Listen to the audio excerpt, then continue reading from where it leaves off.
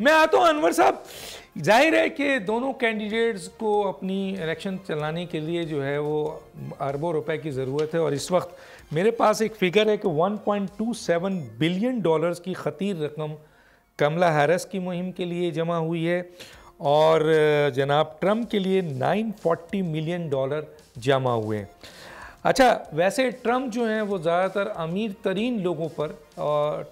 Depend کرتے ہیں، اور ظاہر ہے کہ الیکشن میں ان کا رول امریکہ میں پاکستان میں تو ہے ہی، وہاں پہ ہے، تو 68% کہا جاتا ہے کہ وہ امیر ترین لوگوں پر، اور اس وقت ان کے ساتھ جو نظر آ رہے ہیں وہ نظر آ رہے ہیں جناب آپ کے جو لوگ ان کے ساتھ موجود ہیں، اس میں ٹرمپ کے ساتھ یہ کملا ہیرس کے ساتھ ہیں،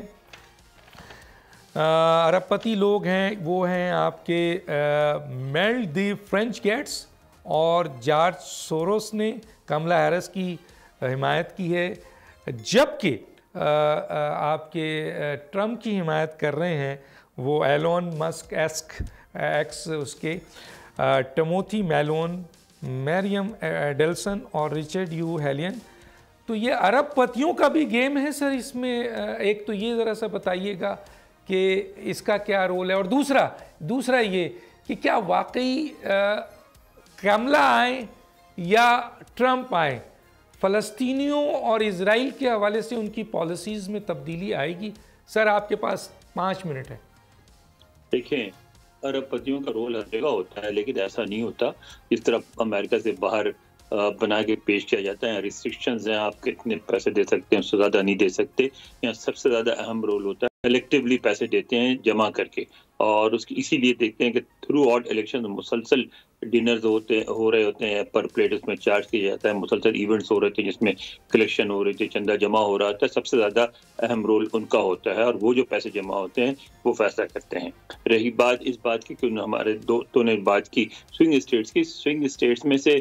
جو جہاں بائیڈن کا پلڑا بھاری رہا وہ پہلے ریپبلکن ہوتے تھے، لیکن اس زمانے میں ٹرمپ کے خلاف، کیونکہ ٹرمپ 4 سال پاور میں رہ کے گئے تھے، اور اور پھر وہ واقعہ ہوا تھا کانگریس پہ حملے والا، اس کی وجہ سے ایک اینٹی ٹرمپ ویو آئی تھی جو اس دفعہ نہیں ہے، تو وہ بھی اثر انداز ہوگی۔ تیسری بات آپ کی کہ کیا ان کی پالیسی کیا ہوگی اسرائیل کے حوالے سے؟ دیکھیں، ہم ظاہر ہے پاکستان میں لوگ اپنے حوالے سے اپنی اینک لگا کے دیکھتے ہیں ہر چیز کو، جب ہم امریکہ کے اینک سے دیکھیں گے تو ہمیں پھر ویسٹرن ہسٹری سے امریکہ کو ہم الگ نہیں کر سکتے۔ ویسٹرن ہسٹری میں جو جوز کے ساتھ مظالم ہوئے ہیں، جو رویہ رہا ہے، جو پھر جرمنی میں جو کچھ ہوا، ورلڈ وار 2 میں جو کچھ ہوا، جو کنسنٹریشن کیمپ بنے، وہ ساری چیزیں ان کا امپیکٹ پڑتا ہے۔ پھر جوز ان کے ساتھ رہتے ہیں، ان کے ساتھ ان کی شادیاں ہوئی ہیں، ان کے ساتھ پڑھتے ہیں، ٹرمپ کے داماد جو ہیں، کملا ہیرس کے ہسبینڈ جو ہیں، تو ظاہر ہے کہ امریکی معاشرے میں جوز کے ساتھ ایک ہمدردی ہے جو رہے گی۔ 1%، 2% مسلم ووٹ اس کو چینج نہیں کر سکتے، لہٰذا پالیسی میں اسرائیل کی پالیسی میں، امریکہ کے اسرائیلی پالیسی میں کوئی بہت بڑا فرق دونوں میں نہیں ہے۔ ہاں، لیکن بظاہر جو مجھے لگتا ہے کہ کملا ہیرس کی پالیسی بہتر ہے، کیونکہ وہ 2 اسٹیٹ کی بات کرتی ہیں، ٹرمپ نہیں کرتے۔ ٹرمپ سیدھے اسرائیل کو مکمل آزادی دینے کی بات کرتے ہیں کہ وہ جو فائنل سولوشن ہے وہ اس پہ پہنچ جائے اور جو کچھ کرنا ہے کر لے،